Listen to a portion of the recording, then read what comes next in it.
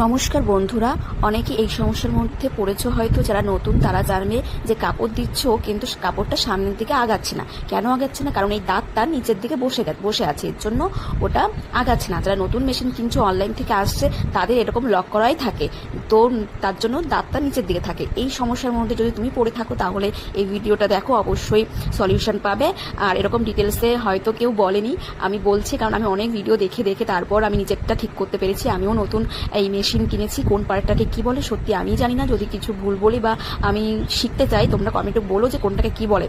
এবার দাঁতটা ঠিক করার জন্য এই যে স্টিলেরটা দেখছো, ওটা নিচের দিকে নামিয়ে একটু আগিয়ে আবার তুলে দেবো, ঠিক আছে? এটাই হলো, দাঁতটা উঠে গেছে, তার মানে তোমার এখন কাপড় দিলে পরে কাপড়টা সামনের দিকে আগাবে। এবার যদি তুমি দাঁতটা নিচের দিকে রাখতে পারো তাহলে মানে রাখো, আর যদি বোতামের যে ইয়েটা করে না গার্ডটা, সেটা করতে গেলে পরে নিচের দিকে রাখতে হয়। তো এরকম ভাবে সেটিং করে নেবে। তো তুমি যেহেতু মেশিনটা চালাবে তাহলে সামনের দিকে আগিয়ে এরকম ভাবে উঠিয়ে নেবে স্টিলের ইয়েটা। আর অনেক ভিডিওতে দেখেছি এরকম মেশিনে কিন্তু স্টিলটা থাকে না, এটা থাকে ফাইবার, যার জন্য আমার অনেক কনফিউশন হয়েছিল। তো তোমরা বুঝতে পেরে গেছো কি করে কি করতে হবে।